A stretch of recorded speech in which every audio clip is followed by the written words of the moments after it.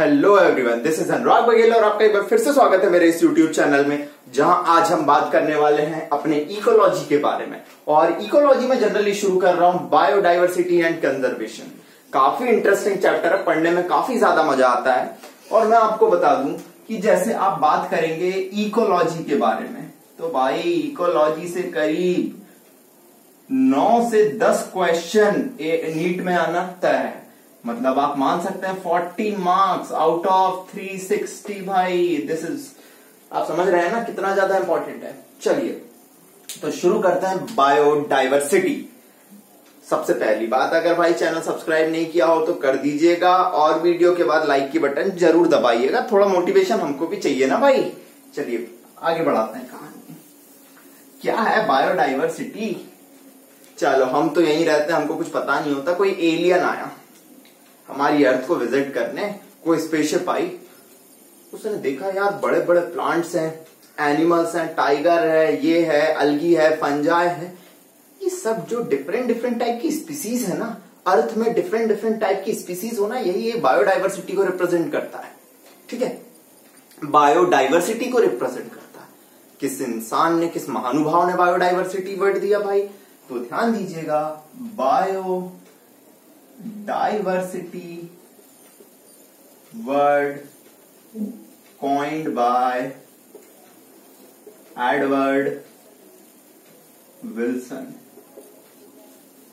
PMT में बहुत बार पूछा गया है, this is very very important question, आया हुए हैं और आने की 110% प्रोबेबिलिटी है।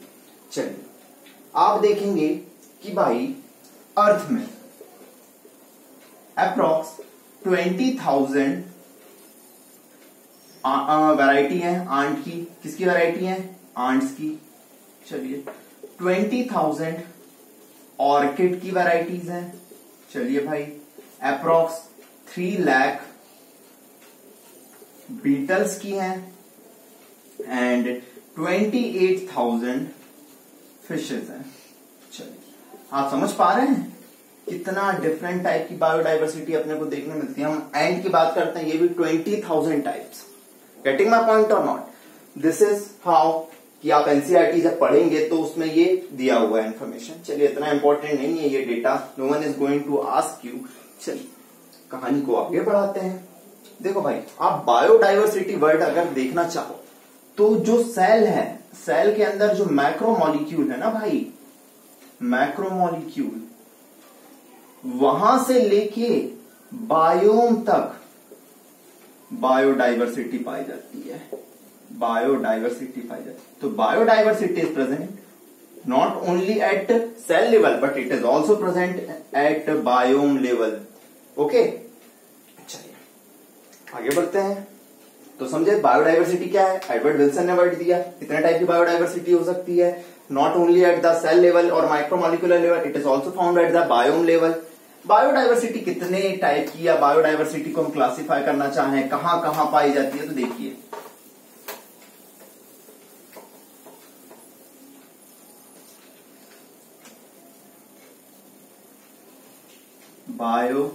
Biodiversity can be, it can be genetic biodiversity, genetic biodiversity, biodiversity can be species biodiversity। चलिए, and biodiversity can be ecological biodiversity। What is genetic biodiversity? If we see biodiversity at the genetic level then it is called genetic biodiversity। और इसका best example है rauwolfia वोमिटेरिया। Rauwolfia वोमिटेरिया। एक और अगर rauwolfia की बात करें तो राउवोल्फिया सरपेंटिना, सरपेंटिना। ठीक है, जनरली आप इसे सर्पगंधा कहते हैं इंडिया में, सर्पगंधा। इनका आयुर्वेदिक मेडिसिन में काफी ज्यादा यूज होता है भाई। किसमें यूज होता है? आयुर्वेदिक मेडिसिन में काफी ज्यादा यूज होता है। चलिए, लेकिन हमारी एनसीईआरटी में मेनली दिया हुआ है राउ वोल्फिया वोमिटेरिया। बेटा राउ वोल्फिया वोमिटेरिया हिमालय रीजन में पाया जाता है, हिमालय रीजन में पाया जाता है, और इसकी अलग अलग वैरायटी, इसकी अलग अलग वैरायटी, यही तो जेनेटिक लेवल पे बायोडाइवर्सिटी, इसकी अलग अलग वैरायटी प्रोड्यूस कर, इसकी अलग अलग वैरायटी प्रोड्यूस करती हैं reserpine in different potency and concentration. Rauwolfia vomitoria produce a chemical known as reserpine.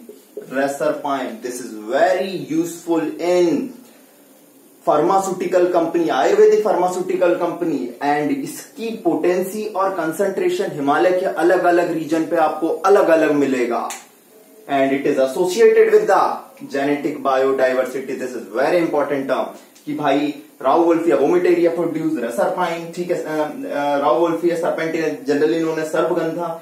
Reserpine का पोटेंसी और कंसंट्रेशन हिमालय के अलग अलग रीजन में अलग अलग होता है। It indicates which diversity, diversity at genetical level.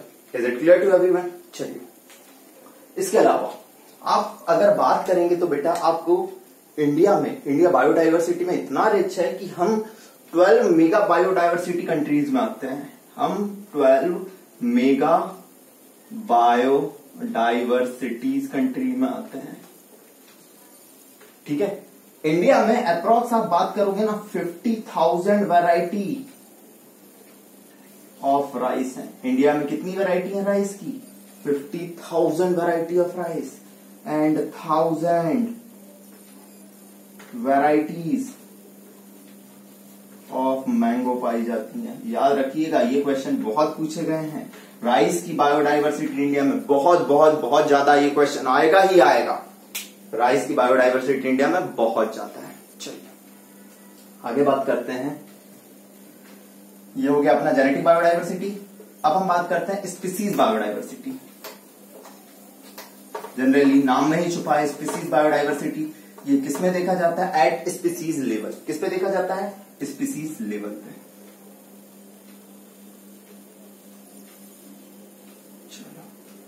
As I told you, India is very rich in biodiversity. So suppose this is a basic map of India. ठीक है, this is map of India. The region this is known as Western Ghats. मतलब आप देख सकते हो यहाँ पे गुजरात से लेके वेस्टर्न घाट्स में कौन कौन आ गया? गुजरात, महाराष्ट्र, केरला, कर्नाटका, गोवा, तमिलनाडु, ये सब किसमें आ गया? वेस्टर्न घाट्स में। चलिए इधर वाला रीजन कर रहा है अपना ईस्टर्न घाट्स। ईस्टर्न घाट्स। और बेटा जो वेस्टर्न घाट्स है, इसमें जो बायोडाइवर्सिटी पाई जाती है वो काफी ज्यादा होती है ईस्टर्न घाट्स की तुलना में। स्पीसीज बायोडाइवर्सिटी लाइक एम्फीबियंस, इनकी बायोडाइवर्सिटी ईस्टर्न घाट्स की तुलना में वेस्टर्न घाट में ज्यादा होती है। एनसीईआरटी में बस इतना मेंशन। तो Western Ghats are very rich in biodiversity than Eastern Ghats, it is associated with the species biodiversity. ठीक है, ये क्वेश्चन नीट में आएगा, लिख के रख लो आएगा। और how many statements are correct, इसमें पूछा जाएगा कि वेस्टर्न घाट्स में बायोडाइवर्सिटी ईस्टर्न घाट की तुलना में ज्यादा होती है। ठीक है, नाउ बात कर ले क्यों होता है ऐसा। तो सबसे पहली बात भाई, वेस्टर्न घाट्स में जो अपना रेनफॉल है काफी ज्यादा है, वहां का टेरेन, वहां का फॉरेस्ट लैंड काफी ज्यादा है ईस्टर्न घाट्स की तुलना में। That's why they are rich in biodiversity. चलो भाई इस कहानी को आगे बढ़ाते हैं। अगला आता है ecological biodiversity.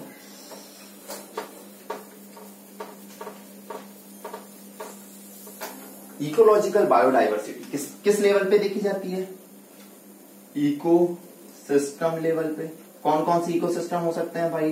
Desert, rain forest, estuaries, alpine meadow, हम अगर किसी भी इकोसिस्टम लेवल पे बात करें तो जो हमारी इंडिया है, I told you this is very rich in biodiversity, and जो स्टेटमेंट आप लोगों से पूछा जाएगा, how many statements are correct, India is rich in biodiversity at ecosystem level, then Scandinavian country like Norway. NCERT कहती है कि India Scandinavian country like Norway से बहुत ज्यादा रिच है इको सिस्टम लेवल पे बायोडाइवर्सिटी में। आप बोलोगे ऐसा क्यों, व्हाट इज स्कैंडिनेवियन कंट्री? तो बेटा जनरली जो स्कैंडिनेवियन कंट्री होती है इसमें 3 किंगडम आते हैं। एनसीईआरटी में नहीं है लेकिन जनरल नॉलेज इतना होना चाहिए, what is Scandinavian country? Scandinavian country 3 kingdom से मिलकर बनी है, 3 किंगडम से। और वो कौन कौन से हैं?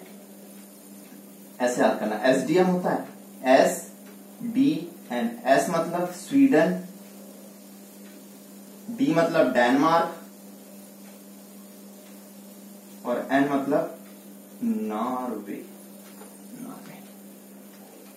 This is biodiversity at ecosystem level. चलिए भाई आगे बढ़ते हैं, क्लियर है इतना?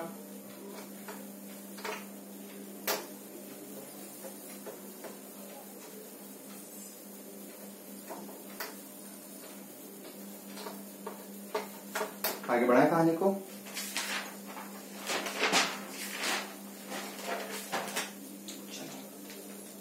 अब कभी क्वेश्चन उठता है कि जो अपनी अर्थ है इसमें कितनी बायोडाइवर्सिटी है, कितनी स्पीसीज है? How many species on earth और how many species on India. चलिए हम इंडिया में रह रहे हैं तो इंडिया की बात करेंगे, ठीक है। कितनी डिस्कवर कितनी हुई हैं, कितनी डिस्कवर होना बाकी हैं, ये सारे क्वेश्चन हमारे दिमाग में उठते हैं। आपको क्या लगता है हमने हर स्पीसीज डिस्कवर करी है? बिल्कुल नहीं यार, बहुत सारी स्पीसीज बोल रही हैं आओ और हमें खोजो भाई खोजो। आप अमेज़न रेन फॉरेस्ट चले जाओगे, इतनी स्पीसीज है। आप अपने सुंदरबन डेल्टा चले जाओगे, इतनी स्पीसीज है। जो ट्रॉपिकल रीजन है इतनी स्पीसीज है जिनके बारे में तो हमें पता भी नहीं। और मोस्टली इंसेक्ट यार, हम नहीं जानते कि कितने इंसेक्ट डिस्कवर होना बाकी हैं। Is it clear to you now? चलिए तो शुरुआत करते हैं कि approx 1.5 million species are discovered so far and mentioned in taxonomic studies। चलिए भाई कितनी स्पीसीज? 1.5 मिलियन स्पीसीज अपन ने अभी तक पता कर ली। चलो हम कहते हैं कि जो ट्रॉपिकल रीजन है, ट्रॉपिकल रीजन है, यहां पे बहुत अभी इन्वेंटरीज मतलब अभी स्पीसीज की खोज काफी कम हुई है। Tropical regions are less invented than temperate या कोल्ड रीजन। तो ट्रॉपिकल रीजन जो है उनमें इन्वेंटरीज कम हुई हैं, जबकि टेम्परेट मतलब कोल्ड रीजन में इन्वेंटरीज ज्यादा हुई। ऐसा क्यों? क्योंकि बेटा जो ट्रॉपिकल रीजन है वहां पे बायोडाइवर्सिटी ज्यादा होती है, लेकिन टेम्परेट रीजन बायोडाइवर्सिटी कम है, तो स्पीसीज की इन्वेंशन या स्पीसीज की डिस्कवरी भी वहां पे क्या हुई है? सबसे ज्यादा हुई है। चलिए कुछ एस्टिमेशन अगर हम करें एकदम एग्जैगरेट करके तो 20 to 50 million species are waiting कह रही हैं कि आओ और हमें डिस्कवर करो। क्या ये डेटा सही है या गलत है? इसके बारे में मैं अभी 100% नहीं कह सकता। इसके बारे में मैं अभी 100% नहीं कह सकता, क्योंकि 1.5 मिलियन स्पीसीज डिस्कवर्ड है, ये भी मुझे कौन बताता है? IUCN 2004 की डेटा बताते हैं। क्या है IUCN, क्या है मैं अभी आपको बता रहा हूं। चलिए दूसरी बात करूं, इस कहानी में कि कितनी स्पीसीज हैं डिस्कवर हो गई, कितनी स्पीसीज होना बाकी है। एक बहुत अच्छा एस्टिमेशन आता है, किस साइंटिस्ट का आता है? रॉबर्ट मे का। किसका आता है? याद रखना, वेरी इंपॉर्टेंट। रॉबर्ट मे कहते हैं, रॉबर्ट मे, कि भाई अप्रोक्स 7 मिलियन स्पीसीज हो सकती हैं। 7 मिलियन स्पीसीज का वो एस्टिमेशन देते हैं, और ये काफी अच्छा डेटा है कि 7 मिलियन स्पीसीज हो सकती हैं जो हम डिस्कवर कर सकते हैं। चलो, व्हाट इज IUCN? इतना हो गया। चलिए इसके आगे बढ़ते हैं। तो रॉबर्ट मे का डेटा कितना है? 7 million species are waiting to be discovered. आगे बढ़े। What is IUCN? इस कहानी को आगे बढ़ाऊंगा। सबसे पहले मैं IUCN बता दूं कि IUCN बात कर रहा है।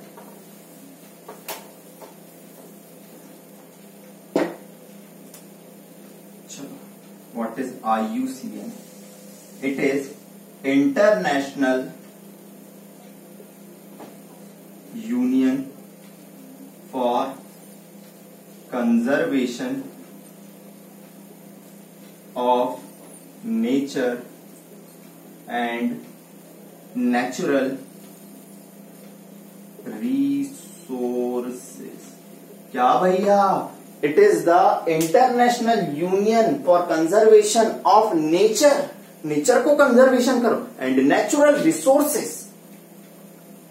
It's international, not Indian union. Getting my point? Question आएगा, what is the full form of IUCN? It is international union for conservation of nature and natural resources. Established in 1948। कब establish हुआ? 1948, India की freedom के 1 साल बाद। ठीक है, चलिए दूसरी चीज, इट इज एस्टेब्लिश इन 1948। दूसरा क्या बात करूं, इसका हेडक्वार्टर कहां है? Headquarter Switzerland. ओहो, जब भी स्विट्जरलैंड आता है ना, मेरे दिमाग में पता नहीं क्या क्या आ जाता है। स्विट्जरलैंड।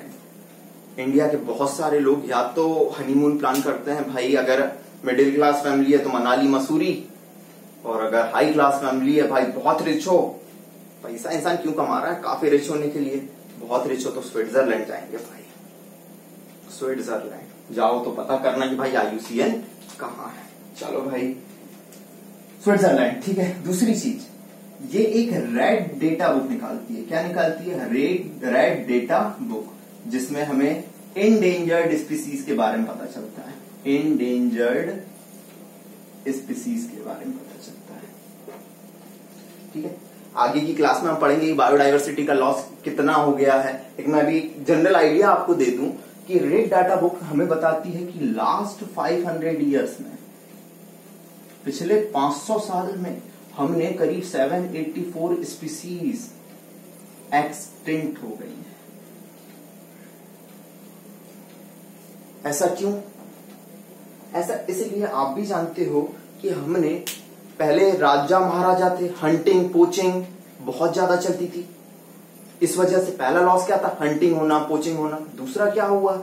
जिस तरीके से इंडस्ट्रियलाइजेशन बढ़ा है, अर्बनाइजेशन बढ़ा है, इंडस्ट्रीज का डेवलपमेंट, रूरल एरिया को अर्बन एरिया में कन्वर्ट करना, फॉरेस्ट लैंड को फार्म लैंड में कन्वर्ट करना, इस वजह से बेटा देखो फॉरेस्ट एरिया कम होता गया, रेनफॉल कम होता गया। ठीक है, इस वजह से इतना बायोडाइवर्सिटी लॉस हुआ है कि पूछिए मत। अगर मैं कुछ एस्टिमेशन की बात करूं, लास्ट 20 ईयर्स में हमने 27 स्पीसीज ही लॉस्ट कर दी हैं, पूरी तरीके से एक्सटिंक्ट हो चुकी हैं। और सबसे इंपॉर्टेंट बात करूं, एनसीईआरटी में मेंशन है डोडो।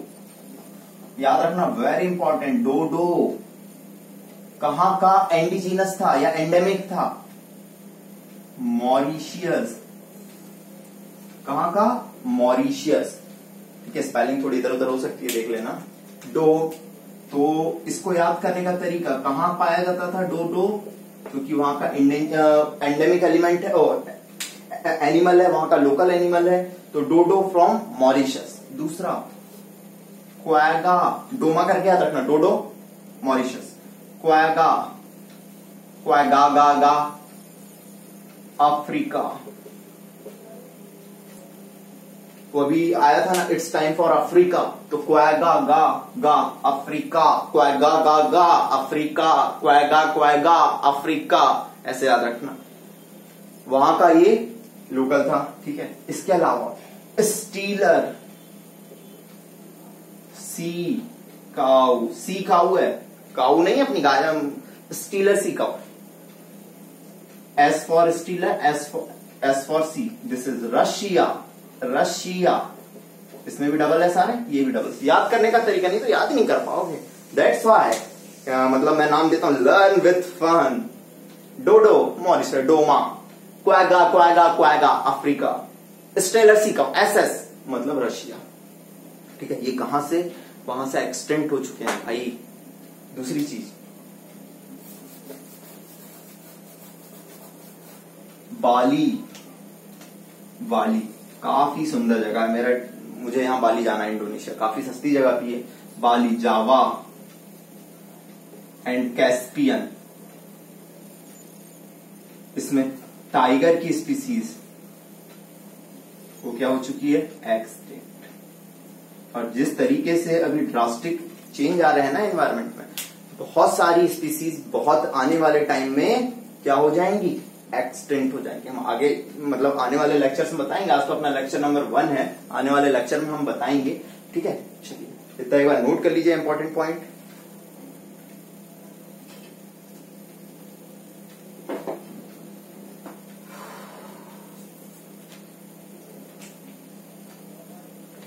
ठीक है, चलिए आगे बढ़ते हैं।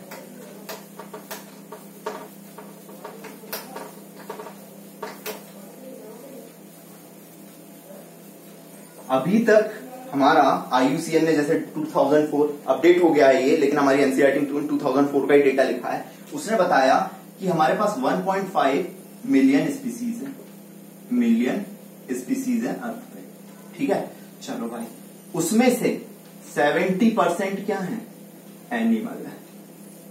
बाकी मान लो तो उसमें आ जाएंगे प्लांट्स, आ जाएंगे आपके अलगी, फंजाई, ठीक है, अलगी, फंजाई, ठीक है, एंजियोस्पर्म, जिम्नोस्पर्म, ये सारी चीजें जो भी हैं वो किसमें आ जाएंगी आपके, बाकी बचे 30% में। इन 70% एनिमल में से भी अगर हम देखें कि अगर हम मान लें हमारे पास 100% एनिमल है, तो उसमें 70% क्या होंगे, इंसेक्ट। जहां देखो आपको शेर नहीं दिखेगा, लेकिन कीड़े मकोड़े हर जगह दिख जाएंगे। तो 100% एनिमल मांगे तो उनमें से 70% क्या है, इंसेक्ट। मतलब आप डेटा निकाल सकते हो, 10 अगर एनिमल आपको मिले तो उनमें से 7 क्या होंगे, इंसेक्ट। मतलब इंसेक्ट की पॉपुलेशन काफी ज्यादा है, इंसेक्ट की पॉपुलेशन काफी ज्यादा है, ठीक है। चलो ये हुआ।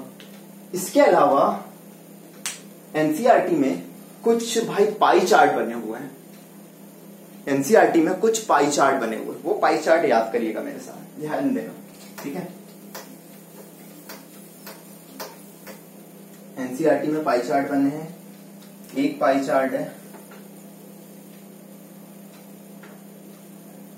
इनवर्टिब्रेट का,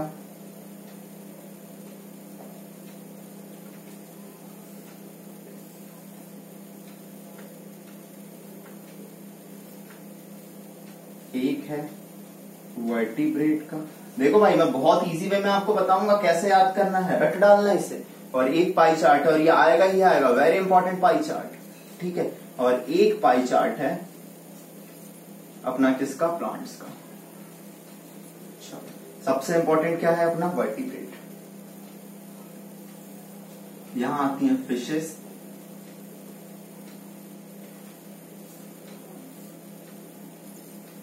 these are mammals, these are birds, these are reptiles, और these are amphibians। मतलब आपको क्या पता चल रहा है, एनसीईआरटी के स्टेटमेंट है कि फिशेस की पॉपुलेशन, आप मैमल्स, बर्ड्स, रेप्टाइल्स और एम्फीबियन को भी काउंट कर लो तो फिशेस की पॉपुलेशन काफी ज्यादा है। मछली जल की रानी है, पानी, जीवन उसका पानी है, फिर भी उनकी पॉपुलेशन हमसे, बर्ड से, रेप्टाइल से और एम्फीबियन से काफी ज्यादा है। आप बोल रहे हो sir as it is pie chart याद कराओ, आपने तो कर लिया, हमको भी कराओ ना, कराएं क्या। चलो मैमल्स मतलब इसको याद रखो माँ, बर्ड्स मतलब इसको याद रखो बाप, रेप्टाइल्स मतलब इसको याद रखो रोए, और ए मतलब आज। अरे देखो याद करने का तरीका कैसे भी याद रखो।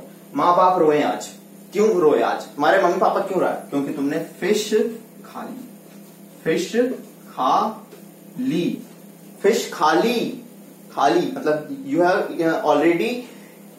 चलो तो आपने फिश खा ली है, तो माँ बाप, फिश के बाद माँ बाप रोए आज। This is how we learn vertebrates, this is how we learn vertebrates. Now बात करें इनवर्टिब्रेट्स की। किसकी बात कर रहे हैं हम भाई? इनवर्टिब्रेट्स की। तो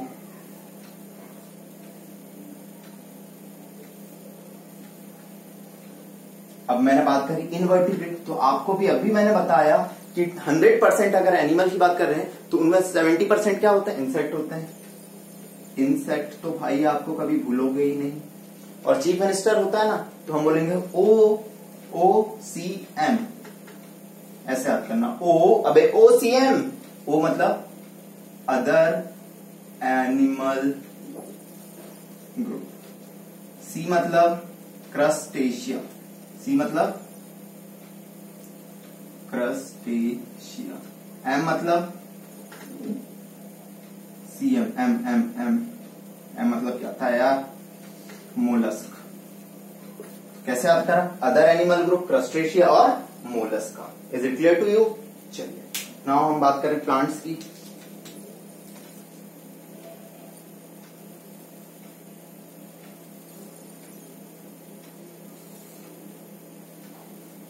ठीक है, दीज आर फंजाई, बहुत ज्यादा पाए जाते हैं, एंड दीज आर एंजियोस्पर्म। ठीक है, ये हुए मॉसेस, ये हुए fern and allies, fern and allies, ये हुए मॉसेस, ये हुए फर्न एंड एलीज, और ये हुए अलगी एंड ये हुए लाइकेंस।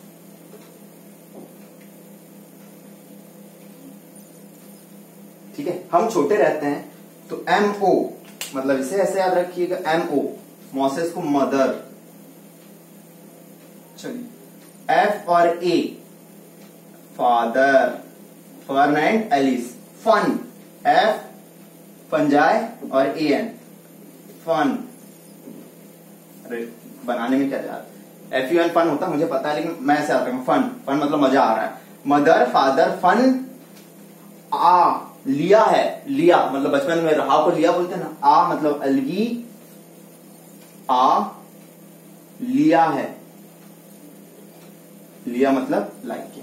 मदर फादर फन आ लिया है, मतलब मदर मतलब मॉसेस, फादर मतलब फन एंड एलिस, फन मतलब फंजी, फंजाई, एंजियोस्पर्म, आ लिया मतलब अलगी एंड लाइक।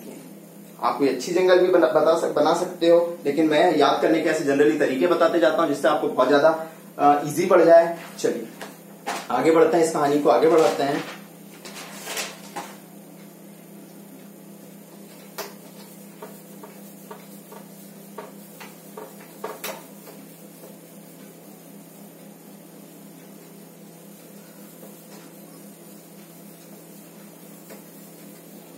हम अपने टैक्सोनॉमिक या हम कहें कि हमारी जो भी हमने काउंट करें कि हमारे पास 1.5 मिलियन स्पीसीज हैं, we do not count prokaryotic. भाई प्रोकैरियोटिक बैक्टीरिया की तो बात ही नहीं करते। क्यों बात नहीं करते हम? क्यों हमने उनको ऐड नहीं करा? उनसे ऐसा भेदभाव क्यों? इतने सारे क्वेश्चन आपके दिमाग में है। उनसे ऐसा भेदभाव इसलिए क्योंकि हमारी जो कन्वेंशनल टैक्सोनॉमिक स्टडीज हैं या कन्वेंशनल टैक्सोनॉमिक मेथड है, सुनना मेरी, conventional taxonomic method do not applicable on prokaryotic species, prokaryotic species पे एप्लीकेबल नहीं होती। चलो दूसरी चीज, आप भाई बात करो किसी की भी स्टडी करने के लिए कि भाई आप उन्हें लैब में, तो कुछ चीजें लैब में कल्चर ही नहीं करते, कुछ प्रोकैरियोटिक स्पीसीज लैब में कल्चर ही नहीं करते, इसलिए हम कुछ प्रोकैरियोटिक स्पीसीज को लैब में कल्चर ही नहीं कर सकते, इसीलिए इनको हम कहते हैं जनरली काउंट नहीं किया जाता। ये तो ऑल ओवर वर्ल्ड की बात हुई। अब बात करें इंडिया की, तो समझना इंडिया 2.4% है वर्ल्ड वाइड एरिया का, वर्ल्ड वाइड एरिया का कितना परसेंट बनाता है इंडिया? 2.4%। लेकिन contribution in biodiversity, contribution in biodiversity 8.1%। काफी ज्यादा कंट्रीब्यूशन है, इतना ज्यादा कंट्रीब्यूशन है, इसीलिए India is among 12 mega diversity countries, इसीलिए इंडिया 12 मेगा डाइवर्सिटी कंट्रीज में आता है। चलो भाई, इंडिया में करीब 45,000 प्लांट स्पीसीज है एंड 90,000 एनिमल स्पीसीज है। लेकिन अगर हम रॉबर्ट में कहते हैं कि भाई उनने पूरा क्या बोला, 1.5 मिलियन है, कितना बोला, 1.5 मिलियन है, ठीक है। इस हिसाब से देखें तो इंडिया में तो भाई मतलब उनका एस्टिमेशन, और हमारे पास स्पीसीज कितनी है, 1.5 मिलियन। रॉबर्ट मे का एस्टिमेशन है 7 मिलियन स्पीसीज होना चाहिए, और हमने तो अभी डिस्कवर करी है भाई 1.5 मिलियन, ठीक है। मतलब अभी तक 22% स्पीसीज ही डिस्कवर हुई हैं, आर डिस्कवर्ड।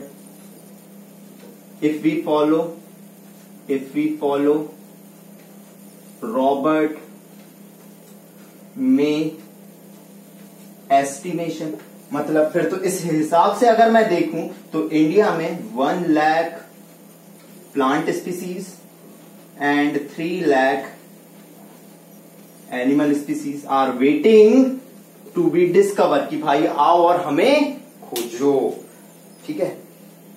ये कहानी थी आज की क्लास की। होप सो आपको सारे डेटा काफी अच्छे से याद हुए होंगे। मैं एक्सपेक्ट कर रहा हूं चीजों को कैसे याद करना है। जैसे मैं आपके लिए एक लेक्चर लेके आया था, हाउ टू लर्न एनसीईआरटी। ये देखो भाई, ये सब एनसीईआरटी है। कहां बाहर जाना है मैं आपको बता दिया। कुछ चीजें नहीं समझ आती, मैंने उनको एक्सप्लेन करके बताया। प्लीज अगर ये वीडियो आपको बहुत पसंद आया हो तो भाई वीडियो को लाइक करिए और चैनल को सब्सक्राइब करना ना भूलिएगा। कल ही आपके लिए अगला वीडियो आएगा, लेक्चर नंबर 2। आज के लिए धन्यवाद।